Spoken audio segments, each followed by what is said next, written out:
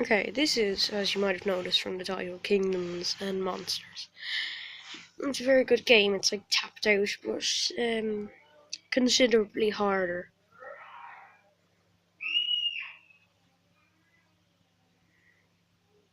And it doesn't have to be online, which is pretty good. So here is your trading post. You'll get that when you're like level 9. It lets you buy flying monsters, which bring up your people's happiness. And as you go along, you'll be able to buy more expensive ones, like this one that looks like it's from Five Nights at Freddy's, Foxy. Every time you complete a full task there, it gives you a gem. Here you get your daily inwards rewards. You get one lucky. As you throw them in, you can get any of these, which can be quite useful. As you go along, you'll be asked to do tasks, but you don't have to do them, which is good. But sometimes you might get carried away and waste loads of stuff on them. I would recommend doing the first few tasks and then just stopping.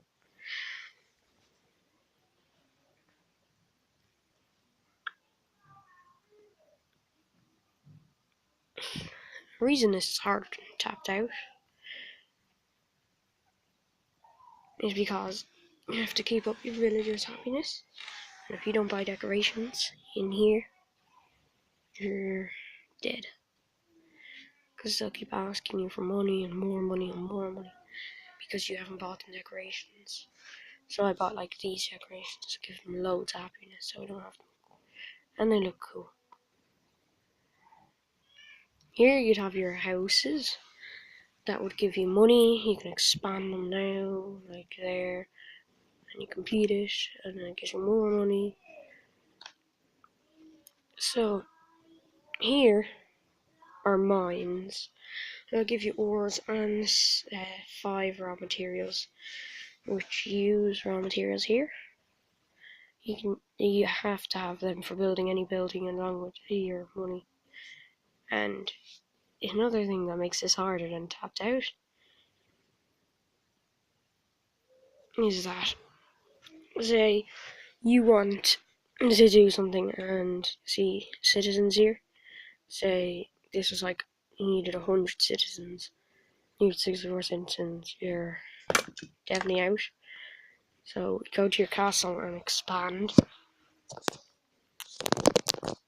So you get more citizens every time.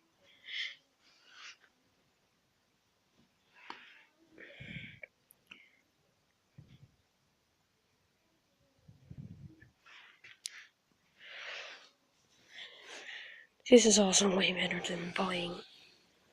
Oh, here you get all your things that make money for you. Here's all the things that will get you everything apart from money. And then you go here, and then you'd have more stuff here. I recommend doing all the tasks that it gives you first, but as you go on, there's no point in doing the tasks, they're just way too hard. Like it wants you to do this. 140k just for that, and it gives you 1 diamond, and you only can have one every 21 hours. So there's really no point.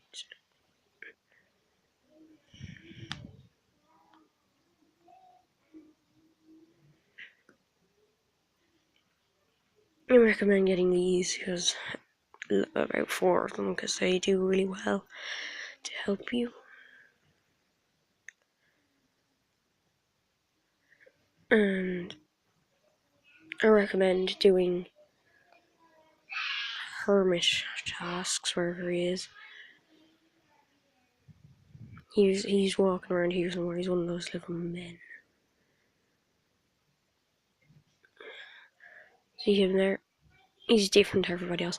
I recommend doing his tasks all the time because if you do all his tasks and build his house for him, he starts a trend of everyone giving you way more coins than they usually do. Plus he gives 10 more coins than everyone else. Then you have your monster which you have to feed. As you get more levels, you always get better stuff. So it's recommended to keep leveling up. Every time you expand and you run into one of these things, they always have like a character there who wants you to do jobs. So every time you go near one of these, expect a new person to pop up suddenly and go, "What you doing here?" Like so far, I've met him, that weird looking ghost, and an orc, and a wizard, which is creeping me out with his cheesy grin.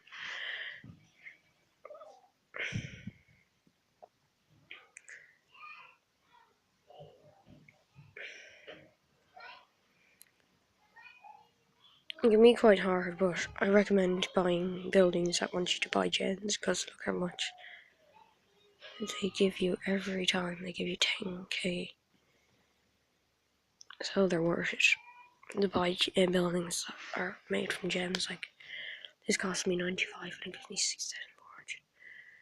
This cost me 4k coins to 1,500 coins every 9 hours. This cost me 55 gems for 4,920 coins every 3 hours. So it's really worth to buy gem building.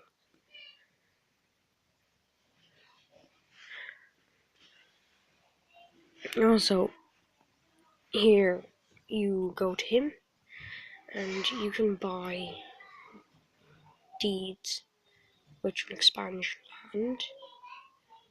See? So you could tap on a land and it goes, would you like a deed?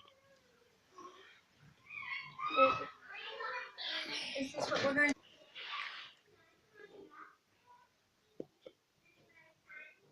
Okay.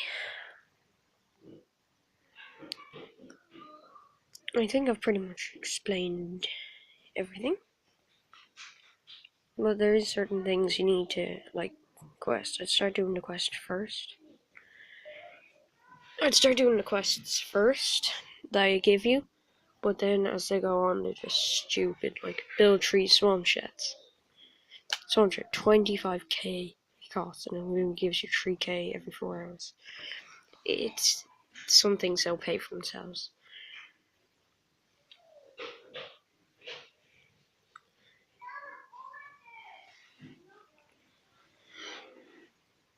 Here, this can be really useful because it gets you, like, when you buy these, they give you happiness. So, next, like, I'd recommend buying a few of these, like, crappy ones, and then buying, like, these.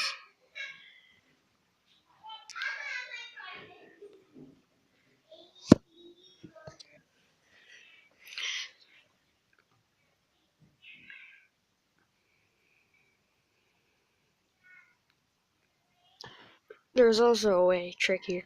If you don't know what this is, it asks you to buy a merchant gold. And it has licenses, so if you buy this guy, that costs a license. So some people get really annoyed after all the time of trying to buy loads of them, but they don't have enough license. Go over to it, expand it, and it'll give you another license. See, you receive 5 more licenses and 20 XP. Village shops, or village stores, also costs a license. It doesn't say it costs a license.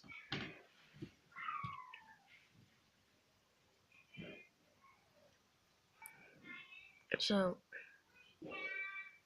as you go along the levels, and you get these are to feed that monster in the cage there. Him.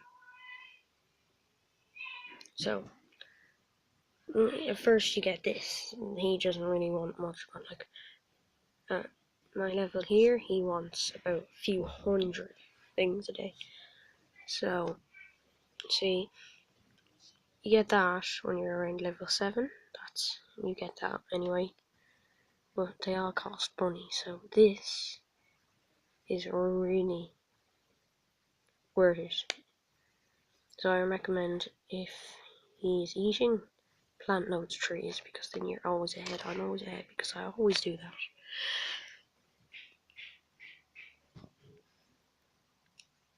I recommend buying no more than 3 of these glycerins, but about buying 4, 5, 6 of these, because farms are in really big demand in this game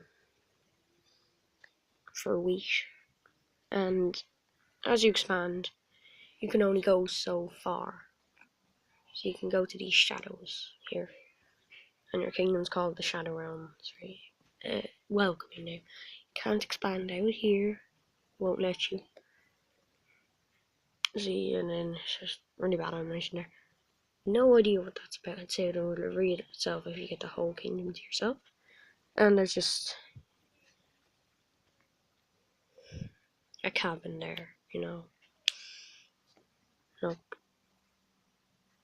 cabin just hiding.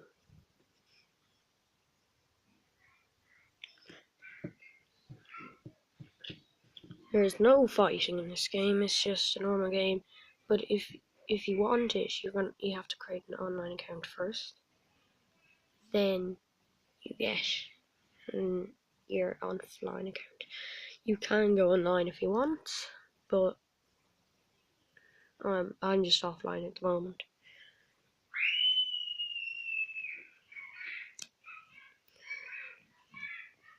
Okay, I think I've explained everything. Apart from this, every time you level up, it'll unlock new buildings for you. See, I'm level 13. I go here. And certain buildings can only build once. See, it says maximum amount 1.